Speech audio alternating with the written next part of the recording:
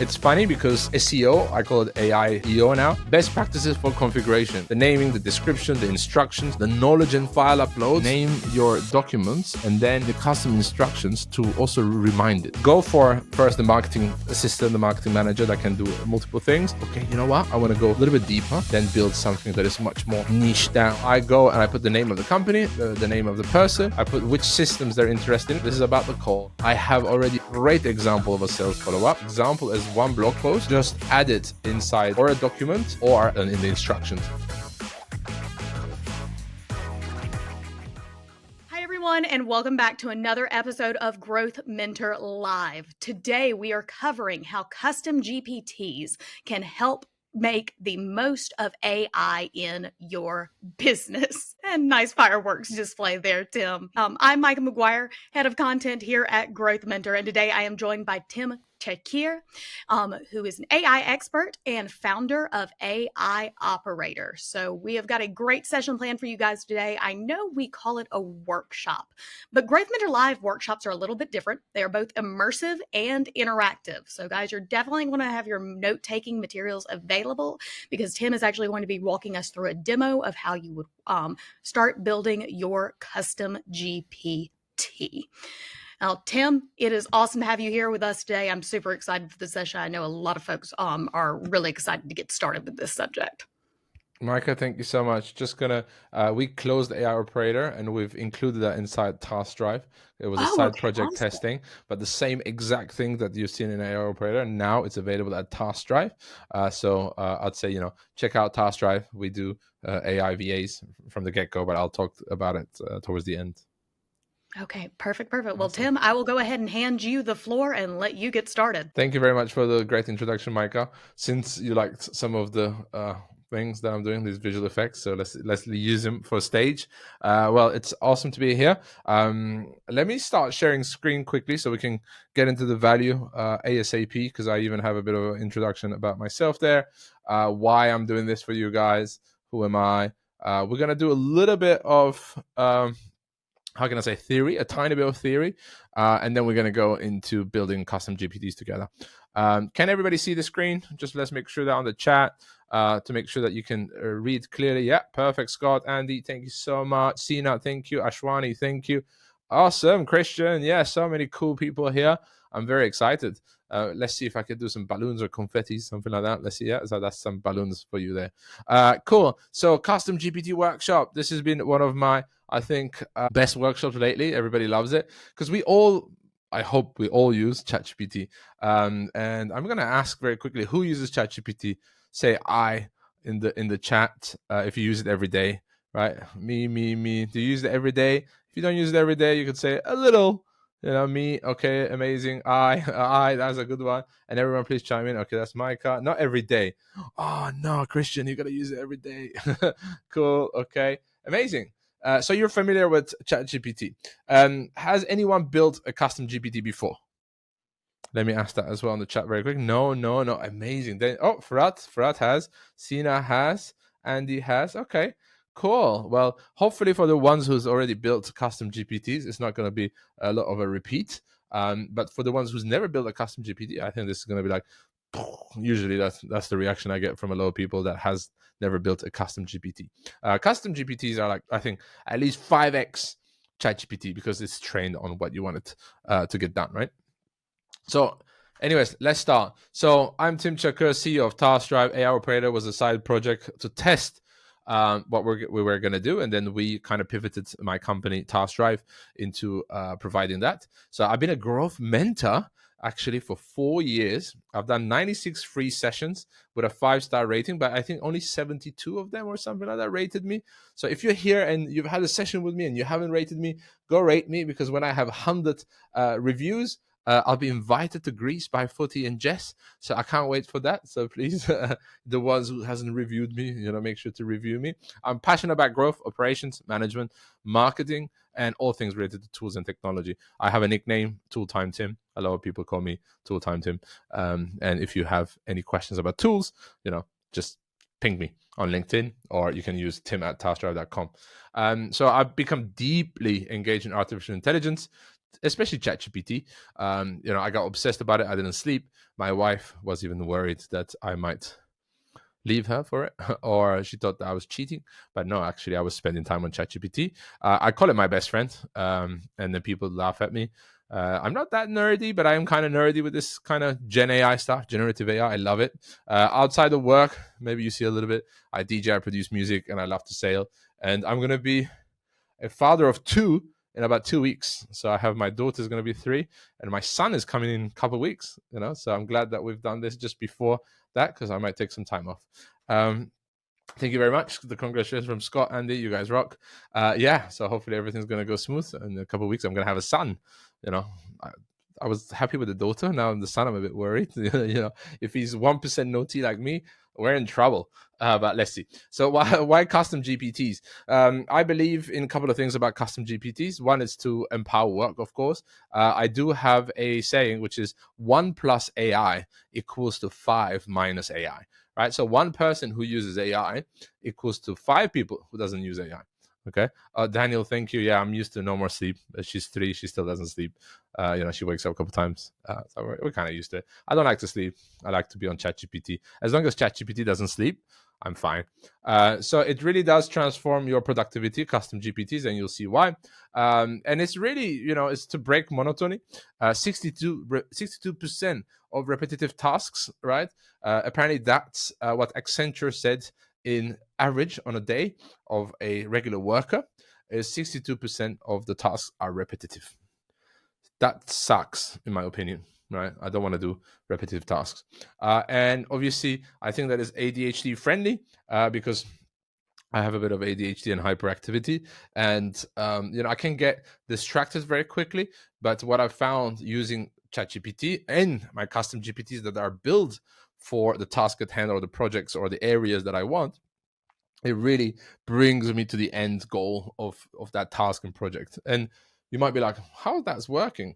But you kind of can see, because you as a person, you can have multiple assistants, and then they're like kind of your brainstorming partner at the same time. So you could just spend time with them. They help you get the work done. So that really helps me, because especially in remote work, since we've been, at home, I found it a little bit lonely sometimes, but now with ChatGPT and my custom GPTs, I have an awesome time. So I said a little bit of theory. I apologize for that. We're going to get into really good stuff. Don't worry. But the training process is the pre-training, right, of ChatGPT, which is behind is GPT-4. If you're on the Plus plan, if not GPT 3.5, we are going to see GPT 4.5 or GPT-5 in June. I'm expecting mid of June. I think that last week or a couple of days ago, there was a secret release to see how the public reacts without OpenAI saying it's them. That was very, very interesting. And they just took it off. I can talk to you all about that, but that's not why we're here. So what I love to say, and I'm going to do this here on screen, is that, you have GPT-4 or ChatGPT, let's say, because it's the UI, the user interface in front that you're using. That's one layer that is trained on billions of data of text and websites and stuff like that. And then you have usually your prompts, right, which is that second layer. So you write a prompt, you tap into GPT-4, and that's your 2 level. But what I believe is when you add a custom GPT, that prompt becomes the level 3, and then in the middle, you're adding the GPT. So you have the knowledge of GPT-4, you have the custom instructions, knowledge documents, actions, and stuff that we're going to see about custom GPTs as a second layer, and then you have your prompt. So suddenly you're getting so much more out of that technology, right? And then that second layer is also very custom to you. Of course, the prompt is also custom to you. So the fine-tuning is that. So we're fine-tuning with GPT, with custom GPT, and then we're, of course, kind of fine-tuning and prompting with our text-based prompts. So we're going to talk about very quickly a blueprint to build your GPT. It's much simpler than what everybody thinks of, expects. Is, who's your target user? Why am I asking this? Because a lot of people build GPTs for public use, right? If you're building it for your own use, you don't have to think about, of course, the target user. You have to just think about yourself. I build a lot of GPTs for my team. So then I have to think about, Is it my marketing manager? Is it my executive assistant? Is it my salespeople and stuff like that? So that's my target user. What problems do they have, right? So most of them is about repetitive tasks and so on that I like. What might they automate? And which capabilities are required. ChatGPT and custom GPTs have certain capabilities. Web search, right? Being able to go and search live. Image generation, code evaluation, and documentation retrieval. Actually, documentation retrieval and code evaluation, it's code interpreter. So being able to upload a document and do some other things with files, okay, which we're going to look. But I do separate them in 4 because it's a little bit different in my opinion, but it'll show 3 capabilities when we look at building them. So we're going to build it. So I'm going to try to go the fastest as I can. But anything, you have any questions you want me to stop, you can always ask it. I'm checking the chat at the same time. How to build a GPT step by step, right? So we're going to have a quick example just here at text-based, then we're going to build one. If you have a use case, I'd be happy to build it live with you guys. If you don't have a use case, I'll select my own thing that I want to do, okay? But most of the time, I love when people come with a use case on the chat because I can show you that we can just build it live as we go. I think the last time I built a script writer or something like that. Oh, Micah has one. Amazing. Cool. Ashwani document scan, build a DTC apparel brand. I mean, you wouldn't build a brand, but you could build a marketing assistant to help you with your brand, Rohit, right? But I think Micah has one as well. CX ticket replies. That's a good one. Okay. Amazing. That works. Cool. Yeah. Okay. We'll select one. Just put them in there, and I'm going to select, I think, which one we could build the fastest. So I have many things that are always different. How do I build custom GPT? Okay, perfect. Stephanie, that's exactly what we're going to look at right now. As the CEO of a startup, so I have many things that are always different. How do I build a custom GPT? I'm the CEO of a company of 40 people. I build many GPTs because you can build different GPTs for different use cases, right? I like the content creation example would be my case. Perfect. Generate social media post space. Cool. Well, we can tap into all of them a little bit then. Let's go. Piggybacking on Stephanie's post. Amazing. Cool, Tim. Yeah, let's go. So first of all, silly, but naming your GPT. When it's your first GPTs, it's not a problem. But when you start really having a lot of them, you do want to have good naming. So in this case, creative content generator is an example. And I got this problem myself after building 10 or 12 GPTs. It was like, I had my HR, I'm sure she's around. She built them and she called them names. She called them James, she called them Maya or whatever. And then we forgot who was what, right? So it's better to actually name them about a job description, like a job title kind of thing. The description is for you to remember or for your teams. There's a lot of content in this presentation because you're going to have access to this presentation as well, by the way. Okay, but I'll just tap into what's important and I'll move along. So write a quick description, which we're going to look at it. And really what's very important is the instructions. It's exactly very close to like a prompt, okay? But a prompt, in my opinion, it's a task. It's a project, a task. And a GPT is a job description, right? So I think it was Stephanie that was the CEO. Yeah. So if you think that you are the CEO and you had enough budget to have 10 team members, right? If you had 10 team members, who would you have? You'd have somebody in marketing, somebody in sales, you'd have somebody in customer support, and so on, right? Let's say that you suddenly had a budget for 50 people, right? Then you might have, okay, I'd have a marketing or content marketer. I'd have an events marketer maybe, right? And then maybe on sales, I'd have an SDR, an account executive. Let's say that you suddenly have 100 team members. What would you have? You'd have many more people in your marketing department, right? So suddenly you have more specialized roles. So those specialized roles, they can all be a GPT, right? And then actually one marketing manager with 5 to 10 good GPTs will be able to be 5x productive at least. Okay, so the instructions, you'll get access to this. That's why I'm not, you don't have to read the whole thing.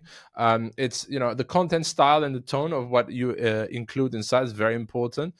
Here, SEO guidelines, if you want it to be able to, because I saw, we're talking about content crafter, you might want to put your keywords and so on and tell it a little bit about, what what good SEO is, and you're good at SEO and stuff like that. It really likes that. Okay. Plagiarism and originality. You could always say all content must pass a plagiarism check before submission, prioritize originality, and cite any sources appropriately, especially if you have web search capabilities in your GPT. That works quite well. The content length and formatting that you want. So if you give it a task of blog, you're like, my blog post should always range between 800 to 1,200 words. It should have headers, subheaders. You could even say it, give me in Markdown, things like that. And then call to actions if you want in your blogs, in your social media, because I saw in the chat someone at social media, you could always say, every social media post should have a CTA, right? And then you'll know that each time you want to create a social media post, it'll give you also a CTA, or it'll ask you, what should the CTA for the social media post be, right? Compliance, legal considerations, I have them there, just so that when you read it, you're like, oh, okay, he's added those, okay? Because a lot of people will come, oh, GDPR and stuff like that, okay? Conversation starters. So right now it's more taking notes, I think, as Michael said, and then when we're live, you're going to be like, oh, okay, this makes sense now. This is a little bit smaller, so I could see if I can zoom in a little bit more, but yeah, it doesn't allow me to zoom in, so I might do like this. The conversation starters is... You could have a lot of conversation starters, which I'm going to show you, but 4 is the ones that you'll see. These are great because every time you come to your GPT, at least you know that there's 4 different tasks that you can achieve with it. It's like prompts, but they're like much simpler. And it's just when you come to your GPT, you're like, okay, I click this button. It's like, am I going to do a social media post? Am I going to do a blog post? Am I going to do my newsletter? Which we're going to look into, right? So again, this is something for you guys to have, this little presentation. What is incredible about GPTs, about custom GPTs, that a lot of people don't think about, is the knowledge. You can have up to 20 documents of text, right? And all file limit altogether is up to 10 gig, right? So 10 gig of text is a lot of text, okay? Please do not put PDFs with images. It takes much longer to find stuff, and it can mess up a little bit your GPT. A lot of people are like, oh, I put a PDF and it's taking time. I get errors and stuff like that. It really likes text-based stuff, right? So any kind of text-based, CSVs works as well, actually, but text-based documents, docx, this type of stuff works really well, or just PDFs with no images, okay? Don't forget that, because that becomes a lot of errors, and a lot of people always ask me, Tim, what type of documents and stuff like that, right? So the knowledge is very important. I'm going to show you a couple of examples before we build some. Cool. The capabilities, we talked about them. I put them in 4 in the beginning because that's how I see them, but actually they are 3, which is web browsing, DALL-E image generation, right? And the code interpreter, which allows you to be able to upload documents and so on. The actions, this is really advanced GPT, is when you tap into actions. We're going to look into the actions. Actions is really your GPT stays in your ChatGPT environment, right? It can do some web search, it can go and gather information, bring it back, but it can't really integrate to other things. With actions, you can actually integrate to your calendar, you can integrate to your email, you can integrate it to APIs, right? You can integrate it to your own products, you can integrate it to your own databases, you can integrate it to anything you want. Do you need to be a developer for it? No, right? Because there is a GPT by OpenAI called the Actions GPT, I think. We can look at it. That helps you write the OpenAI schema to be able to tap into APIs, right? And has all the authorization capabilities and so on. And also on the internet, luckily, you can find a lot of these already built for you. You can just copy paste, change the API key so that you can tap into your own database or platforms. Is everybody still okay and with me? I know it's a lot, but because it's not visual on the GPT for now, but hopefully everybody's taking their notes, and then we're going to do this live. So if you have any questions, please put it on the chat. I'm double checking to see. Yes. Great stuff. Great so far. Perfect. Can you suggest sites we can go for the API prompts? I wouldn't suggest the sites, because first, what I would do is really play around with the Actions GPT. I think learning that is going to help you so much, and then you can really just search for it. There's a bunch. I think the best stuff is on GitHub. On GitHub you can find a lot. Cool. So the GPT breakdown prompt formula. So this is, I think, this is where I think the most note taking should be, and then we're gonna do this together. So it's like your prompts, right? A good prompt is when you give the role. So here you should assign a clear role to the model, establishing context for its task and aligning with the intended goal, right? You are a content writer, a content crafter. You are a executive assistant. You are a social media manager. Things like that, right?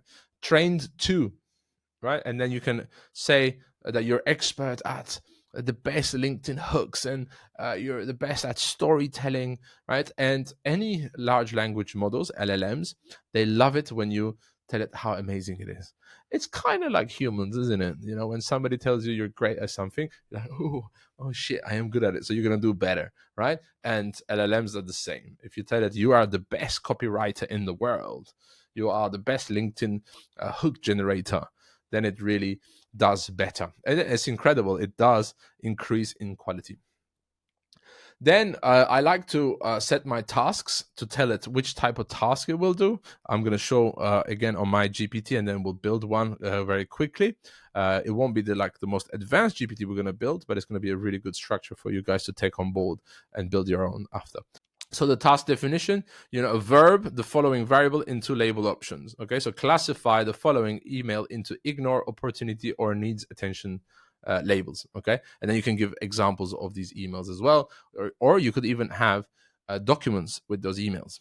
Okay, these are really good things to think about. Okay, additional specifics here. So here the example is ensure the response is guidelines, right? So a lot of people will say, oh yeah, I get really shit response. It says game changer and this type of stuff. So here you can add all that stuff, right? So you could say, ensure the response is concise and follows an intro, body, outro format. Do not include any personal information in your response. Do not tell me how you got there. Just give me the output. Do not mention things like game changer and so on. One thing though, I'm saying do not. LLMs and all this is still very new. Okay, so be careful, because when you do a lot of negative language, it doesn't like it. Okay, so instead of saying do not write game changer, you could say instead of writing game changer, write this. Use simple words. Write for a fifth grader.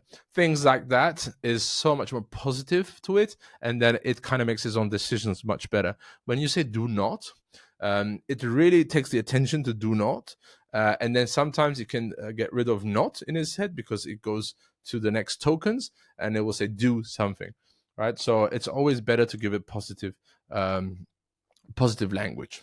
Okay, I still do sometimes negative language because I can't find the positive aspect of it, but this is something new that I've been testing, and I get so much better output. So then contextual background. Okay, offer background information on the business or system, of course. Here, I'll give you an example. Our company provides AI solutions to business across various industries. We receive a high volume of emails from potential clients, and your role is essential for our sales team to prioritize their efforts. Things like that. It's really good, and especially if you say your role is very important. This is very important for your role, for my job. Things like that is really, really important. It helps the LLM, the GPT, do better. Okay, cool. So we're continuing. All right. So examples. Okay, one example will bring your output to 150% higher quality. Let's think about that. Just one example takes the quality of the output to 150% increase of quality. Two examples is going to add a few percentages. Third example is going to add a few other percentages. It's not going to be as crazy as that, right? But the first example is 150% increase in quality.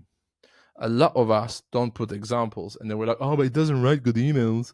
It doesn't do good social media posts. Well, it won't, because it's not made for that. It's your assistant. You've done a good social media post before, hopefully. You've done a good email before. You've done a good webinar description before. You've done these things. So put these examples inside and tell it, here's a good example for our webinar description. Here's a good example of an email. You can also give negative examples, like bad examples. You can say, this is not as a good example. This is a really good example, and this is not good, right? That kind of thing, it really does understand. But just that one example of a good, it brings you quite higher quality. Okay, don't forget examples. Even in prompts, a lot of us don't do that. I see everybody, like a lot of people, they're like, oh, I don't like the output. Well, why didn't you not give that example, right?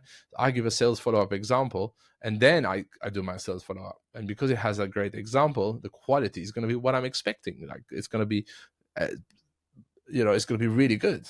I mean, we'll see it.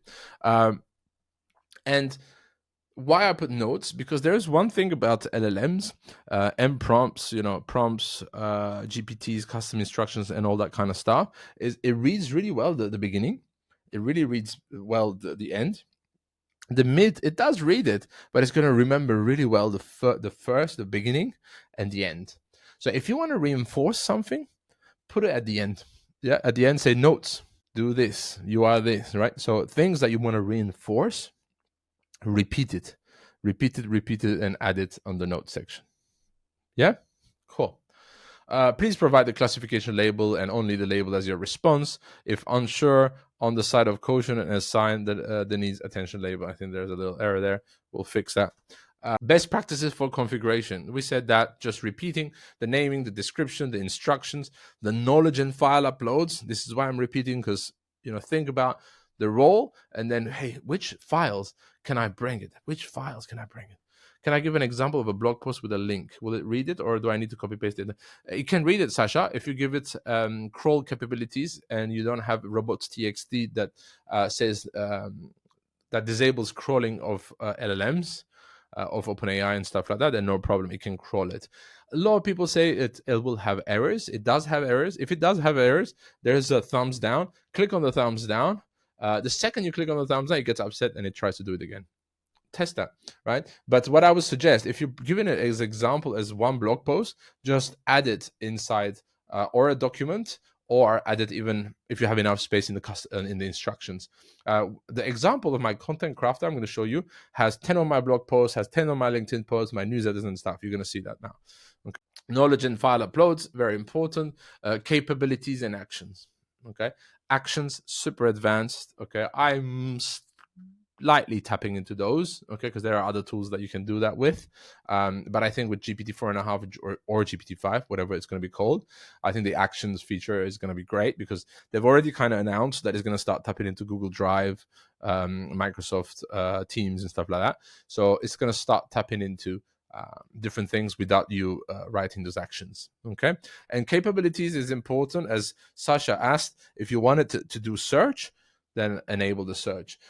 If you don't want it to do the search, don't enable it. Why? If it's a content crafter and you're just going to do text content and you have image generation available, sometimes it's going to start, oh, okay, let me make an image for that. That's going to waste your time. It's going to slow you down and so on. So disable that. Okay, so think about what capabilities I wanted to have as well. Okay, cool. So let's go build. All right, so now it's the building time, which is the most exciting time.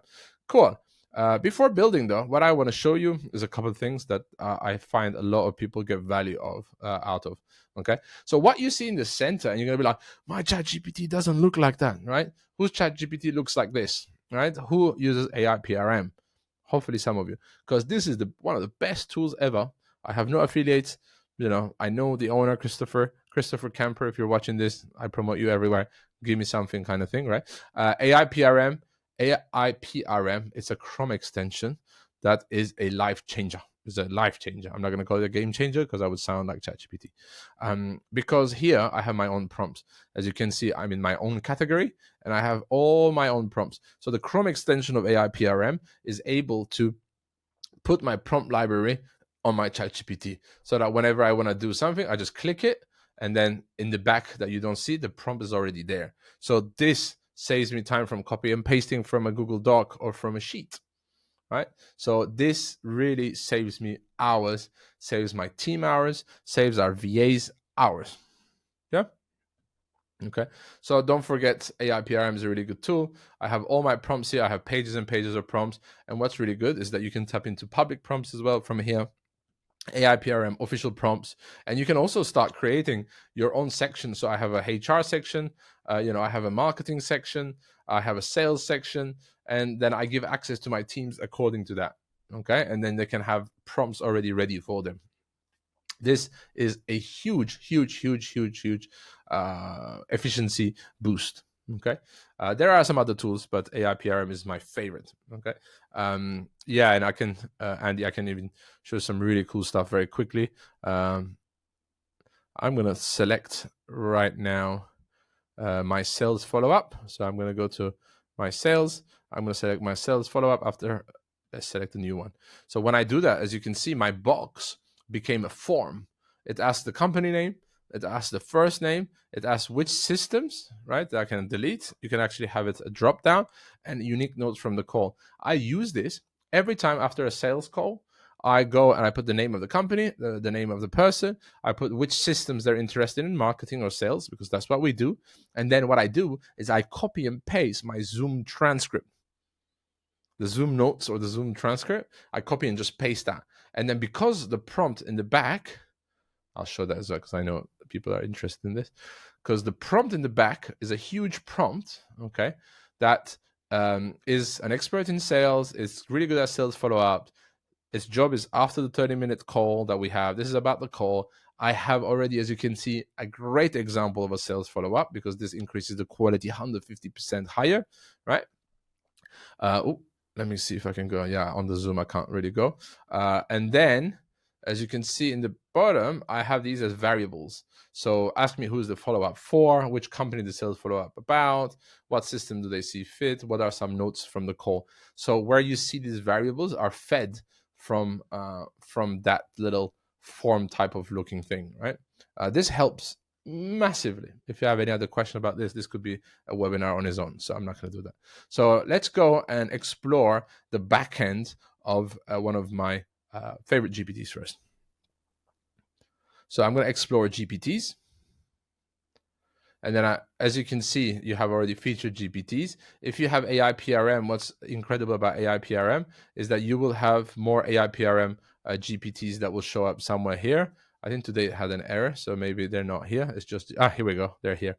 So these are community GPTs.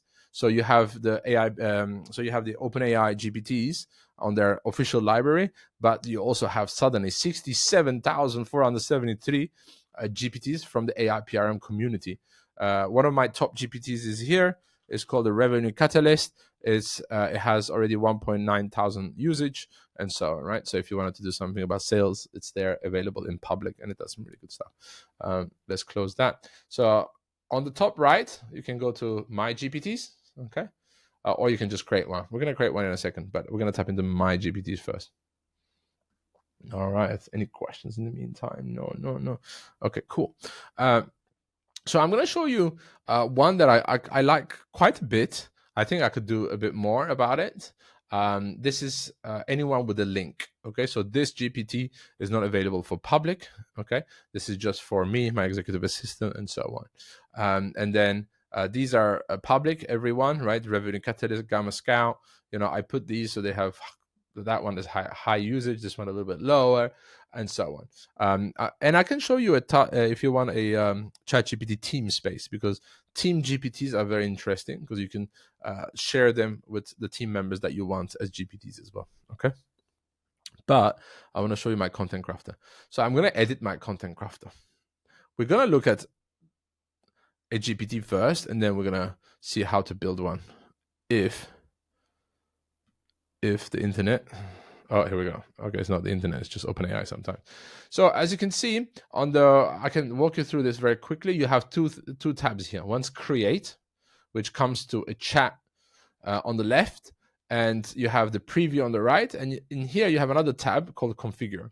I call this basic mode or amateur mode, advanced mode, professional mode. Okay, why?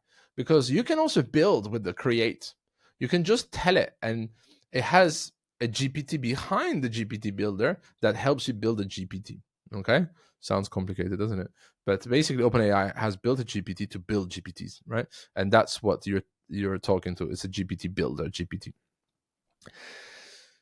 It's good only for the beginning of your GPT. If you just want to find out the name, the image, what you're going to do about your GPT, a little bit of the description and stuff, it's good, it's fluffy, right? And it just writes this much of a prompt.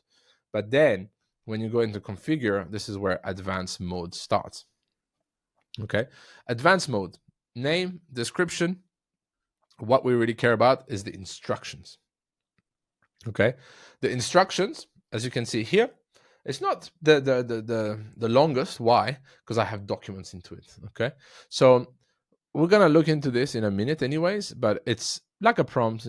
Content crafter is a highly specialized and personalized content writing assistant designed to craft Tim Cakir's personal newsletters, blog posts, LinkedIn posts, and other related content. It embodies my personal voice, blah, blah, blah, all that kind of stuff.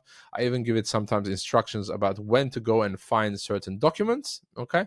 And then if you guys remember, it's nice at the end to put notes. Here I call them rules, okay? Because it likes to remember all these. So here it's like, always ask questions instead of making assumptions. Always ask questions. I repeat that because I think it's very important. A lot of our GPTs or prompts or ChatGPT in general makes a lot of assumptions, and it just creates the blog post for you. I don't want it to create the blog post for me. I want it to ask me questions and then create, right? Cut the fluff is one of the top ones, in my opinion. You are the assistant to create content. So I'm telling you, you are not the person who's going to create the content. You are the assistant to create content. Follow instructions well, follow all the rules.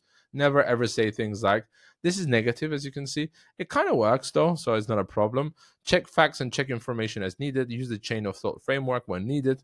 Take a deep breath, okay? This is in caps, so it's even more attention. So anything that is in caps, by the way, like here, and do not more, right?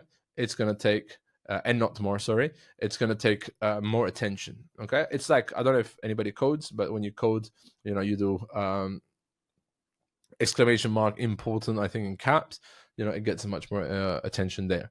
So it's the same thing. This is not the longest instructions. I'll show you a longer instruction, but I like this one because here I have 4 documents. Okay, these are the knowledge documents that we were discussing. Okay, these should be text-based. Okay, so my brand voice. This is a document that I've created on the 12/11/23. Okay, and it's my brand voice. It's a text document. It's a docx. Okay, of 5 pages of what my brand voice is, how I speak, informal, blah, blah, blah, all that kind of stuff. You can create this with ChatGPT itself. You could take a few of your blog posts, say, hey, help me create my brand voice guidelines, and then tap into your already created stuff, put on ChatGPT, it'll start giving you some text, then put that into a document, then you have your brand voice, okay? Here, I even have my top LinkedIn post.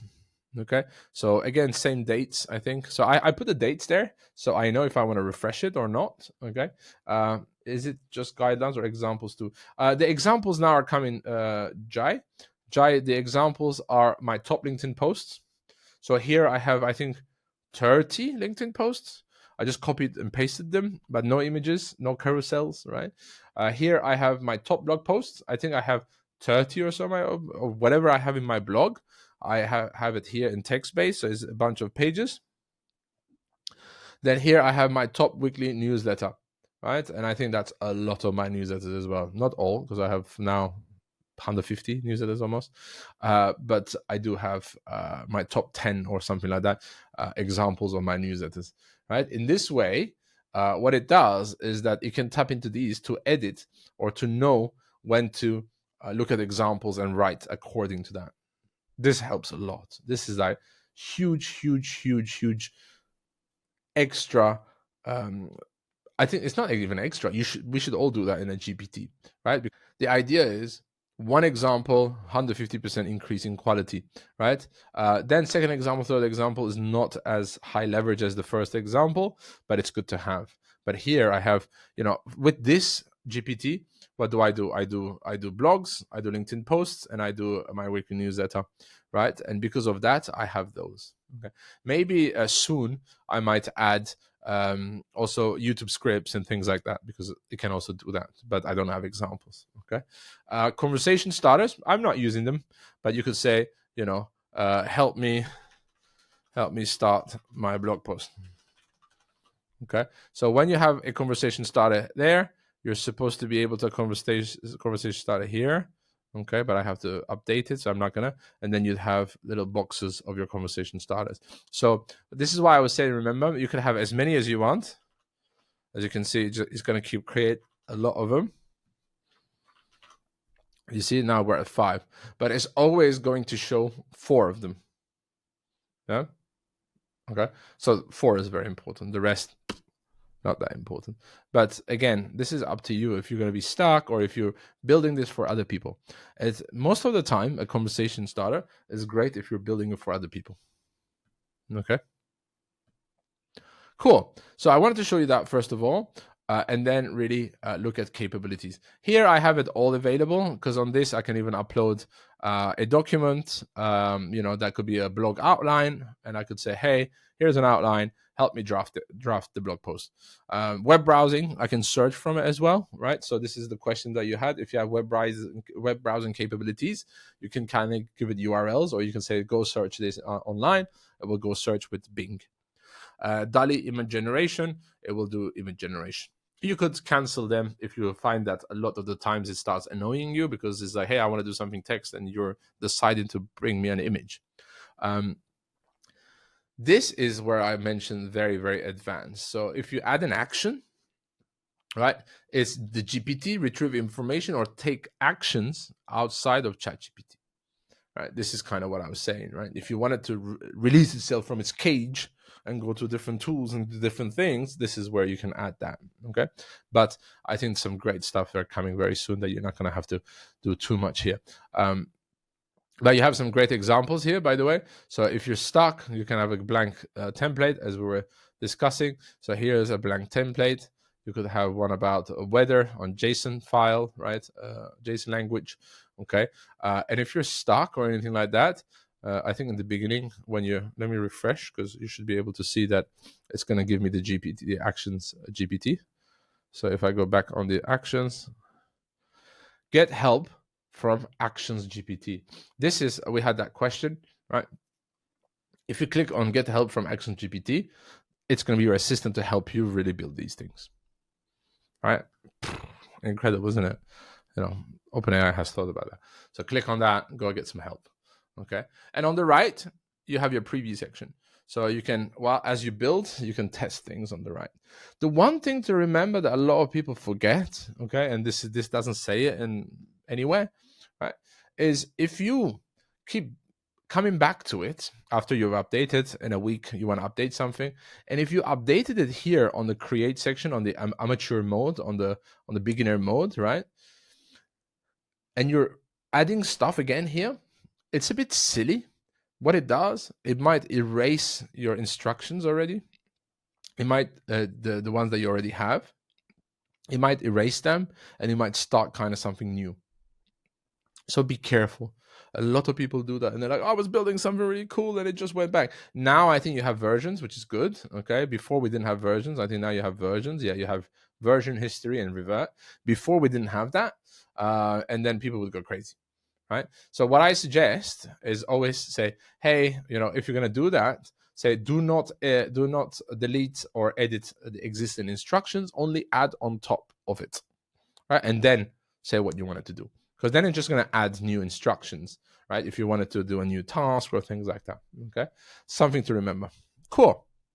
So I'm going to show one more and then we're going to build one. Yeah? Cool. I'm not seeing any questions. I guess everybody's still here, hopefully. All right. Yeah, I can talk for hours on my own about GPTs, but cool. So I'll show you maybe one or two more, because I think this most of the time is even more interesting. Cool, Scott. Thank you. Javier, thank you. So let me show you the one that is quite popular online called the Revenue Catalyst. And I'll show you why it's popular. Okay. So it has same kind of size of instructions. It has rules. It has, things. It's to do sales emails, personalization. It does lead research. You can go and find information about somebody as well, right? If I say find 5 facts about Tim Cakir, it's going to go and find public information about me. So it does the search, okay? Does it read the knowledge docs for each execution? Jai, no, not for each execution. This is why it's very important if it's very important to name your documents, and then in the custom instructions to also remind it to say, when you're doing a LinkedIn post, make sure to check this document to edit. When you're doing LinkedIn post, you can get inspiration from the post inside this document. When you put that in the custom instructions, then it knows exactly which document to go for what reason. Okay, because if not, what it does, it might try to read all documents, and it might not find exactly, and it's going to take time. So if you start seeing a little, a little thing turning around, a loading kind of thing, then it's potentially that you haven't told it which document, where is what. If you tell it where is what, it really loves it. Ashley, that's the configure section, not inside ChatGPT, but in a custom GPT. We're building a custom GPT inside ChatGPT. Okay, and that's the configure section of it. Hope that helps, but I think you're gonna have to watch the beginning. Sorry, Ashley. Cool. So here, what I love about this is, because this is available in public, as I mentioned, right? It has already 5 tasks that people can do with it. Find facts about a lead. It has write a personalized outreach message, create a sales sequence, or review my sales strategy. And normally these will be available on here as little boxes. Because I have AI PRM, I think you don't see it in the preview, or maybe you don't see it in the preview and you see it when you actually use it. Here, as you can see, I have web browsing because I wanted to look for facts about the lead, and I have code interpreter so that I can upload documents, right? If you don't have code interpreter, you won't get these document uploads, okay? For customization, this is my first session. It looks very interesting to have access, but what is the interface we're looking into? I'm sorry, I might sound lame. No, Ashwani, what we're looking into is customizing a custom GPT, right? So when you go back, you're able to build GPTs, right? So everybody's ChatGPT is just a box, right? Don't look at my prompts, right? Here. But then if you go to explore GPTs, okay, but you got to have, of course, plus, all right? So I don't think GPTs yet is available. If you click create, you're going to start creating a GPT. But I'm showing you another GPT that I've built, and then hopefully we'll have a couple of minutes just to start building one. Because the building is not the crazy part. It's really understanding the possibilities and what you should bring and stuff like that, the best part of this. So on the Revenue Catalyst, right, what's awesome, in my opinion, and a lot of people like that, it has a lot of documents. It has a demo, qualifying, close, discovery, call guidelines. It has objection handling guidelines for sales. It has mastering cold email copywriting, guide to target customer identification, a comprehensive guide to, I think, is this the copywriting? I think so. Again, assess your B2B sales process, right? Because it has all these knowledge. So it has, remember, it has the GPT-4 knowledge. It has my custom GPT's knowledge with knowledge documents, and then I can bring a prompt on top of it, right? Usually when we test this live, it never works, but let's see. Find 5 facts about Tim Cakir, CEO of TaskDrive. I'm just doing a quick preview. Yeah, so I've told it to find five facts about Tim Cakir, CEO of TaskDrive. Here are 5 facts about Tim Cakir, CEO of TaskDrive. Is the CEO of TaskDrive. Under the TaskDrive emphasize improving sales process through strategic lead generation. This is just before our pivot, but it has that.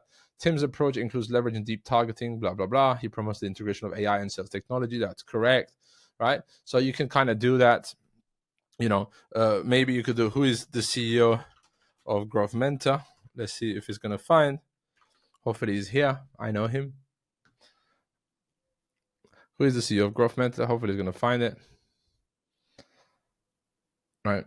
Most of the times live. The CEO of Growth Mentor is 40. Awesome. And his full last name, Panagiotakopoulos, which is about there on the other side of the sea. Right. So, and then you can even see that where it found the information. Okay. Which is great. So then you can ask 5 facts about 40. Right. And then you could say, hey, I want to personalize my email for 40. Okay, I have a feeling it will. Yeah, Micah. It's funny because, SEO, I call it AI EO now, AI engine optimization, right? Because a lot of people are finding us as well from ChatGPT. They're like, well, what's the best lead research agency? They find us. What's the best sales outsourcing agency? They find us. And then when I asked them on sales calls, they're like ChatGPT. And I was like, haha, maybe it's a ChatGPT webinar and stuff. But they're like, no, they showed me on screen that they've searched for the top companies and stuff like that, and they found us. So very important stuff. So this is the use case of this GPT. Let's build in 2 minutes one, just so that you guys understand how to build one, so that you can go do this on your own, right? So the idea is that when you come in here, you have create a GPT. Okay. If not, as you saw on Explore GPTs, you have the green button on the right. Click on that. Okay. And then what you come with, it comes with configure. Most of the time, it should come with create. When it comes to create, okay, what we're going to do, I'm going to go a little bit quick because I know I talk a lot, and maybe we can take some more questions. I'm going to do my little hack, which is double control. I would like to build a GPT that will be a social media manager. This GPT will be incredible at building great LinkedIn posts, creating LinkedIn posts. And it's going to be an expert at the LinkedIn hooks. It's going to know a lot about virality, how to understand if a post is going to go viral or not because of neuroscience. It's going to do also maybe a YouTube script, and a few other social media tasks that I can't think of right now. All right, so I just dictated that. So I'm going to send that to this GPT. Checking the chat. Can you make it sound less AI generated? Yes, you can, Christian. That's absolutely by adding your brand voice and then adding rules. Do not say this. Use these words. So do not say this. It's not the best, but you can say instead of game changer, use this word. Right, and you can also tell it write grade level 5, right? Because usually the AI generated sounding is when it has complex words, right? Simple words doesn't make it sound AI generated because we don't say, oh, this is a game changer, right? Or some people do maybe, but there's many other words that it does that is too advanced, almost Shakespeareish language, right? So you can do that. By the way, Christian, I don't know if you have memory yet, but your ChatGPT can learn from things you like and don't like. So it's a new feature, memory. I can tease that in a minute, hopefully if we have time, if Micah allows me. Very, very soon, every GPT is going to also have memory. So then the GPTs, as you use them, they're going to learn from each usage. Okay. So what happened here is that I gave it a little bit of thing. I said double control. Great choice for a social media savvy GPT. How about we name it Social Media Wizard? I'd say yes. Just for the sake of it, yes. I would never call it Social Media Wizard because it sounds very AI, doesn't it? But I mean, it's just the name of it. As you saw, it said building it, and now it's generating profile picture. So now it's going to generate a picture for it. Yeah, a profile picture for the GPT. Okay. So this is basic mode. Okay, so this right now is writing things in the backend on the configure section. Let's call the configure section the backend right now. Okay, so it's building things there. Okay, I like this. Yes, sure. Oh, it said, do you want any changes? I said yes. Doesn't matter. But here you can basically continue. Okay, now great. So what specific task should it handle? You could say, LinkedIn posts, YouTube scripts, and so on, right? You could say all the tasks you want it to do. If you need output in a language other than English, is it better to write the GPT instruction in that language, or is it better to write the GPT instruction in English and then translate the output after it's generated? That's an awesome question. So for a client, we're doing in English, but they want German output. They had German documentation, so we translate everything to English and then we put it in English. It's okay. But because their documentation and everything is in German and we translate it to English and the translation it can't be as good as a native because, slang and stuff like that. So what we're doing now, we're finalizing it in English, making sure everything works in English. Then we're going to translate it back to German, and then we're going to ask them to make sure to tweak the German language, right? To make sure that it's all correct. Yeah, it's difficult, but basically because it's trained on the web, and the web has mainly a lot of English language. It has, of course, some German, French, blah, blah, blah, but a majority of text language is in English. So it knows English more than the other languages, if that makes sense. Hopefully that helps. Doesn't really answer it, but so great. So as you can see, it's going to ask me a bunch more questions, but in the meantime, it started to write conversation starters, instructions, but you can see they're very weak, right? And a description and a name and so on.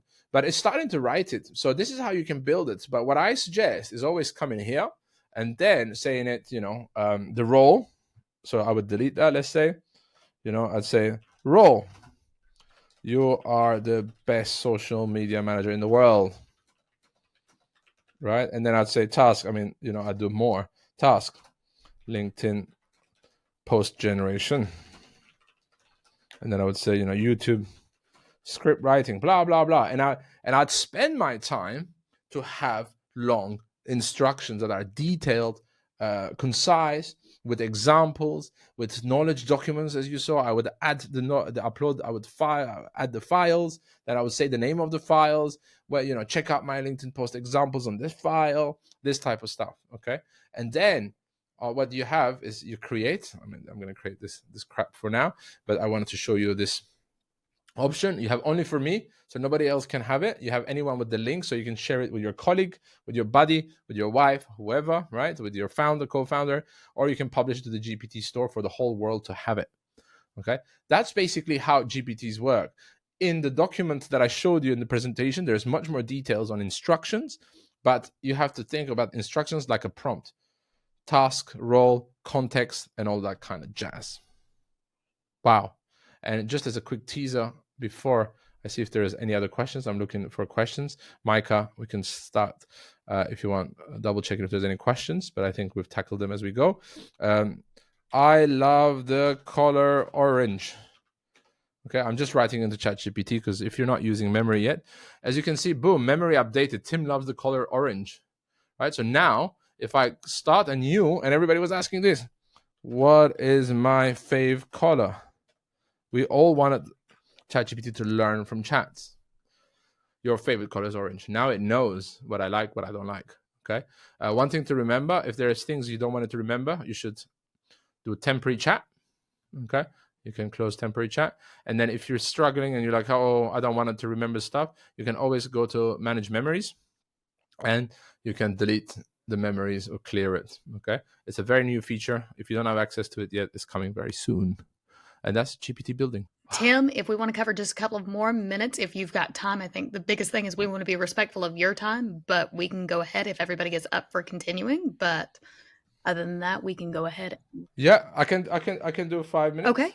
All right, guys, we'll go ahead and continue. And folks, if you need to jump off at this point, please feel free. Again, we will have a recording available, so you'll be able to get all of the details there. All right, Tim, so I'll let you go ahead and continue. Let's see if there...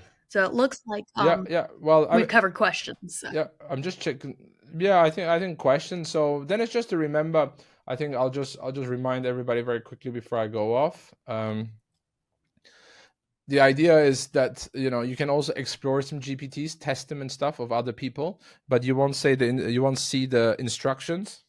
Okay, but what's very important for you is to go create that button, and then you can start with the create section, with the amateur section, the beginner section. I know it's silly, but it's great to learn. And when you get comfortable and you want to put some instruction, especially after you receive a little bit of my guide and stuff like that, and you can see online a lot of these things as well on my newsletter as well. Then on the configure section, you want to open this up and you want to build your whole job description, what it does, who it is, the context, the examples, the knowledge. This is what you want to do. And then your goal is what I said earlier, is if you're a CEO, what's the first 10 people you would hire? Build GPTs. If it's the first 100 people you would hire, build the GPTs, right? You can go custom. I had a content crafter that was doing newsletters, right? Because my content crafter was doing newsletter as you saw it, okay? But now I have a newsletter GPT on top of it. Why? Because I was like, okay, I can build more and be more specific. So I have a newsletter assistant now. It doesn't do content crafting, right? It just does newsletters, and it's much longer instructions, as you can see, because it has parts of my newsletter inside it. And I say, you're my newsletter assistant. This is how the structure of my newsletter is. Here's an example of my past newsletter. Here's the subject. Here's the opening paragraph. Here's the news section. Here's the article section. Here's the blah, blah, blah, blah, blah. I explain the whole thing in this instruction, and the quality of this is much better because it's an expert at just newsletters and not at just content crafting, right? So go for first the marketing assistant, the marketing manager that can do multiple things. And then when you see that, you're like, okay, you know what? I want to go a little bit deeper, then build something that is much more niche down to one task or one area of the business. Perfect. All right. And Tim, I think we have one more question from Steve. What is a GPT Please. that has saved you personally the most time day to day? I think my content crafter is an awesome one. I have a sales assistant that does all the sales follow-ups, so that I don't have to do that. So instead of doing 40-minute sales follow-ups, I just copy and paste my Zoom stuff, like you saw the prompt, but much more advanced. And it does my sales follow-ups. It does my email personalization. That saves me a lot of time. We also have a strategist because we've done so many strategy for our clients. We have a strategist GPT. So it asks us questions about the strategy of the client. We answer it and it creates a whole strategy of 3 months. So that saves hours of my team. It saves literally hours and hours and hours of my team. All right. Well, that is amazing, Tim. And I think everybody has had their eyes opened. I know I have. I will be booking a session soon myself. So thank you so much. Yeah, book a session. I mean, it's all of this is just knowledge bomb after knowledge bomb here. So, all right, Tim. Well, thank you so much. And to our audience, thank you all for joining us. And I hope you have a great rest of your day. All right. Goodbye, everyone. Thank you very much, everybody. Thank you, Micah.